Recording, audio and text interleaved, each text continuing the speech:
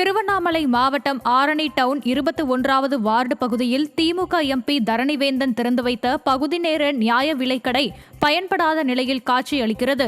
நியாய விலைக்கடையின் கட்டுமான பணிகள் முடிவடையாமல் அவசரகதியில் திறக்கப்பட்டதே இதற்கு காரணம் என கூறப்படுகிறது.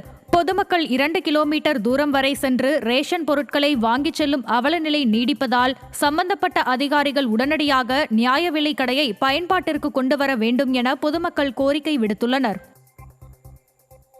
வேலூர் மாவட்டம் குடியாத்தத்தில் கங்கையம்மன் சிரசு திருவிழாவை முன்னிட்டு பால் கம்பம் நடும் நிகழ்ச்சி நடைபெற்றது. சிரசு திருவிழா வருகிற மே 15ஆம் தேதி நடைபெற உள்ளது. இந்த நிலையில் அம்மனுக்கு சிறப்பு சந்தன காப்பு அலங்காரம் செய்யப்பட்டு தீபாராதனை செய்யப்பட்ட பின்னர் கோவில் வளாகத்தில் பால் கம்பம் நடப்பட்டது. இந்நிகழ்வில் பக்தர்கள் திரளானோர் கலந்து கொண்டனர். தருமபுரி மாவட்டம் அரூர் அருகே நிலத்தகராறில் தந்தை மகன் மீது கொலைவெறி தாக்குதல் நடத்தப்பட்டிருப்பது அதிர்ச்சியை ஏற்படுத்தியுள்ளது. நரிப்பள்ளியைச் சேர்ந்த விவசாயி ஏழுமலைக்கும் சத்தியமூர்த்தி என்பவருக்கும் இடையே நிலத்தகராறு இருந்துள்ளது. இந்நிலையில் சத்தியமூர்த்திக்கு ஆதரவாக வந்த 4 பேர் கொண்ட கும்பல் ஏழுமலையை கத்தி மற்றும் பிளேடால் தாக்கியதோடு அவரது மகனையும் கடுமையாக தாக்கியுள்ளனர். பலத்த காயமடைந்த இருவரும் மருத்துவமனையில் அனுமதிக்கப்பட்டுள்ள நிலையில் குற்றவாளிகள் மீது நடவடிக்கை எடுக்க கோரி காவல் கண்காணிப்பாளர் அலுவலகத்தில் ஏழுமலையின் குடும்பத்தினர் புகார் அளிக்கப்பட்டுள்ளனர்.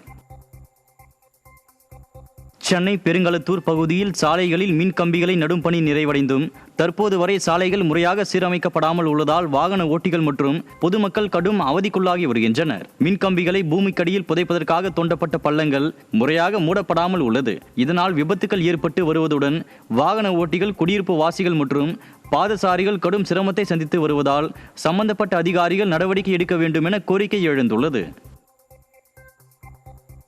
திமுக அதிகாரிகளின் அலட்சியத்தால் கோயம்புத்தூரில் உள்ள புகழ்பெற்ற பேரூர் பட்டீஸ்வரர் திருக்கோவிலின் தேர் உலா நிகழ்ச்சி நடைபெறுவதில் சிக்கல் ஏற்பட்டுள்ளது. வரும் 29ஆம் தேதி இக்கோவிலின் தேரோட்டம் நடைபெறுவதாக இருந்தது. ஆனால் தேரின் ஆதார கட்டை பலவீனமாக உள்ளதால் தேரோட்டம் நடத்துவது பாதுகாப்பற்றது என பொதுப்பணித்துறை அதிகாரிகள் அறிக்கை சமர்ப்பித்துள்ளதால் இவ்வாண்டு தேரோட்டம் நடத்த அனுமதி மறுக்கப்பட்டுள்ளது. இதனால் மனமுடைந்த பக்தர்கள் தேரோட்டம் நடத்த அதிகாரிகள் முன்னதாகவே நடவடிக்கை எடுக்காமல் கடைசி நேரத்தில் தடுத்துள்ளதாக குற்றச்சாட்டு எழுந்துள்ளது. திருப்பூர் அரசு மருத்துவமனையில் முறையான சிகிச்சை அளிக்கவில்லை என கூறி உயிரிழந்த கல்லூரி மாணவரின் உறவினர்கள் மறியல் போராட்டத்தில் ஈடுபட்டனர். வேதராஜன் என்பவர் கல்லூரி செல்வதற்காக திருப்பூர் ரயில் நிலையத்தில் ரயிலில் ஏற முயன்ற போது தவறி விழுந்து படுகாயமடைந்தார்.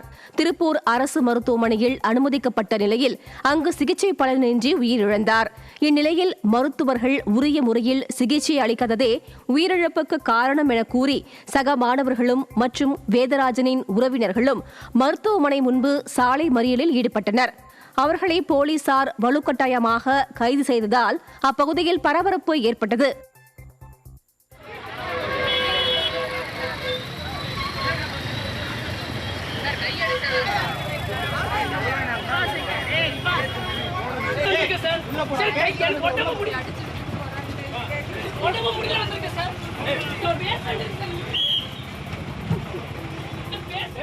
ஜிஹெச் கொண்டு வந்து சரியா ஒன்றும் பார்க்கவும் இல்லை. அவங்க பாட்டுக்கு உள்ள வச்சுட்டு நாங்கள் பேசிக்கிறோம், இது கேஸ் ஆயிடுச்சு, நாங்கள் பார்த்துக்குறோம், அந்த மாதிரி பேசியிருக்காங்க. யாரும் இப்போ சரியாகவும் பார்க்கவே இல்லை. இங்கே நாங்கள் உள்ளே போய் பார்க்கலான்ற போது யாரும் ரெஸ்பான்ஸ் கொடுக்கல, யாரும் உள்ளவும் விட மாட்டுறாங்க, பார்க்கவும் விட மாட்டுறாங்க. அதுக்கப்புறம் அவன் சுத்தமாக மயங்கிட்டான். மயங்கினோடனே இங்கே மாதிரி கவுன்சிலர் ராயபுரத்துலேருந்து ஒரு கவுன்சிலர் வச்சு சொல்லி அதுக்கப்புறம் தான் அவங்க விட்டாங்களே. அதுக்கப்புறம் அங்கே கங்கா கூட்டிகிட்டு போனோம். அங்கே ஆம்புலன்ஸ் ஐசியூ ஆம்புலன்ஸ் வச்சு தான் கூட்டிகிட்டு போனோம். போகும்போதே அவன் இப்போ இறந்துட்டான். கங்காவில் டாக்டர் சொல்லியிருக்காரு, இது அவ்வளோ பெரிய சீரியஸான கேஸே இல்லை, ரத்தம் போனாலே இறந்துருக்கான். அந்த ரத்தத்தை கூட அவங்க போக விடாமல் பார்க்கல, அது கூட பண்ணல. அதுதான் இப்போ எங்களுக்கு எல்லாத்துக்குமே. சேலம் மாவட்டம் எடப்பாடி அருகே வெள்ளரி வெள்ளியில் அருள்மிகு ஸ்ரீ பசுபதீஸ்வரன் கோவில் கும்பாபிஷேகம் கோலாகலமாக நடைபெற்றது.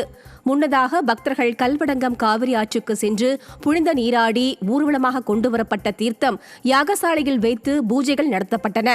சிவாச்சாரியார்கள் வேத மந்திரங்கள் முழங்க கோபுர கலசத்திற்கு மகா தீர்த்தம் ஊற்றி கும்பாபிஷேகம் நடைபெற்றது. அப்போது ஹெலிகாப்டர் மூலம் மலர் தூவப்பட்டது. மேலும் தீர்த்தம் பக்தர்கள் மீது தெளிக்கப்பட்டது. விழாவில் கலந்து கொண்ட அனைவருக்கும் அன்னதானமும் வழங்கப்பட்டது. கும்பாபிஷேகத்தில் அஇஅதிமுக மாநில நகர நிர்வாகிகள் உள்ளிட்டோர் கலந்து கொண்டனர். தென்காசி மாவட்டம் சிந்தாமணியில் பள்ளி வளாகத்தில் யுகேஜி மாணவி கார் மோதி உயிரிழந்த சம்பவத்தை கண்டித்து பள்ளியை முற்றுகையிட முயன்றவர்கள் தடுத்து நிறுத்தப்பட்டனர். மாணவியின் இறப்பிற்கு காரணமானவர்கள் மீதும் பள்ளி நிர்வாகத்தின் மீதும் நடவடிக்கை எடுக்க கோரி அவரது உறவினர்களும் பொதுமக்களும் தேசிய நெடுஞ்சாலையில் நீண்ட நேரம் சாலை மறியல் போராட்டத்தில் ஈடுபட்டனர். தொடர்ந்து பள்ளியை முற்றுகையிட முயன்றவர்களை காவல்துறையினர் தடுத்து நிறுத்தியதால் அப்பகுதியில் பரபரப்பு ஏற்பட்டது. தென்காசி மாவட்டம் செங்கோட்டை அருகே புளியரியில் உள்ள தட்சிணாமூர்த்தி கோவிலில் அஷ்டபந்தன மகா கும்பாபிஷேக விழா கோலாகலமாக நடைபெற்றது. குருஸ்தலமான இந்த கோவிலில் கும்பாபிஷேகம் விழா கடந்த 21ஆம் தேதி தொடங்கியது. புதன்கிழமை நடைபெற்ற யாகசாலையில் சிவாச்சாரியார்கள் வேத மந்திரங்கள் முழங்க பரிவார மூர்த்திகளுக்கு அஷ்டபந்தன மகா கும்பாபிஷேகம் நடைபெற்றது. இதனைத் தொடர்ந்து மூலவருக்கு அபிஷேகம், விசேஷ அலங்காரம், மகா தீபாராதனையும் நடைபெற்றது. இதில் ஏராளமான பக்தர்கள் கலந்து கொண்டு சுவாமி தரிசனம் செய்தனர். ராணிப்பேட்டை மாவட்டம் சிப்காட் அருகே ஏரியில் மூழ்கி 3 சிறுவர்கள் உயிரிழந்த சம்பவம் பெரும் சோகத்தை ஏற்படுத்தியுள்ளது. சிப்காட் அடுத்த மணியம்பட்டு ஏரியில் இயற்கை உபாதை கழிக்க சென்றபோது எதிர்பாராத விதமாக நிதிஷ், பார்த்திபன், நிதிஷ் ஆகியோர் ஏரியில் மூழ்கியுள்ளனர். உடனடியாக அருகில் இருந்தவர்கள் சிறுவர்களை மீட்டு மருத்துவமனை கொண்டு சென்ற நிலையில் 3 ஏற்கனவே உயிரிழந்தது தெரியவந்துள்ளது. இந்த சம்பவம் அப்பகுதியில் பெரும் சோகத்தை ஏற்படுத்தியுள்ளது. சென்னை காசிமேட்டில் பெரும்பாலான மின் விளக்குகள் எரியாததால் செல்போன் டார்ச் வெளிச்சத்தில் வியாபாரிகள் மீன் விற்கும் அவலம் ஏற்பட்டுள்ளது. காசிமேடு மீன் சந்தையில் அதிகாலை 3 மணி முதலே மீன்கள் ஏலம் மற்றும் நேரடி விற்பனை செய்யப்படுவதால் நாள்தோறும் ஆயிரக்கணக்கானோர் மீன்கள் வாங்க வருவது வழக்கம். இங்கு பெரும்பாலான மின் விளக்குகள் எரியாமல் காட்சி பொருளாக இருப்பதால் வியாபாரிகள் செல்போன் மற்றும் டார்ச் லைட் வெளிச்சத்தில் மீன் விற்கும் நிலை காணப்படுகிறது. இதுகுறித்து பலமுறை புகார் அளித்தும் மீன்வளத்துறை அதிகாரிகளும் மின்வாரிய அதிகாரிகளும் கண்டுகொள்வதில்லை என குற்றம் சாட்டப்படுகிறது. சேலம் மாவட்டத்தில் அரசு போக்குவரத்து துறையினரின் தபால் வாக்குகளில் திமுகவினர் தலையிட்டு முறைகேடு செய்வதாக குற்றச்சாட்டு எழுந்துள்ளது. குறிப்பாக தமிழ்நாடு அரசு போக்குவரத்து துறையின் சேலம் கோட்டத்தில் பணிபுரியும் ஊழியர்களுக்கு போக்குவரத்து நிர்வாகம் தபால் வாக்கு படிவத்தை வழங்கும் போது திமுக தொழிற்சங்க நிர்வாகிகள் உடனிருந்து திமுகவிற்குத்தான் வாக்களிக்க வேண்டும் என்று நெருக்கடி கொடுப்பதாக குற்றச்சாட்டு எழுந்துள்ளது. இதனால் மாவட்ட தேர்தல் அதிகாரி பிருந்தா தேவி போக்குவரத்து தொழிலாளர்களுக்கு விநியோகம் செய்யப்பட்ட தபால் வாக்கு படிவங்கள் அனைத்தையும் திரும்பப் பெற வேண்டும் என அதிரடி உத்தரவிட்டுள்ளார்.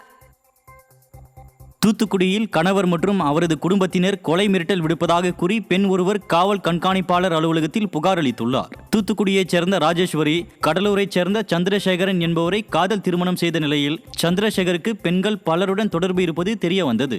இதுகுறித்து ராஜேஸ்வரி கணவரிடம் கேட்டதால் அவர் அடித்து கொடுமைப்படுத்தியுள்ளார். மேலும் சந்திரசேகர் மற்றும் அவரது குடும்பத்தினர் கொலை மிரட்டல் விடுத்ததால் காவல் கண்காணிப்பாளர் அலுவலகத்தில் தனது குழந்தைகளுடன் ராஜேஸ்வரி கண்ணீர் மல்க புகார் அளித்தார்.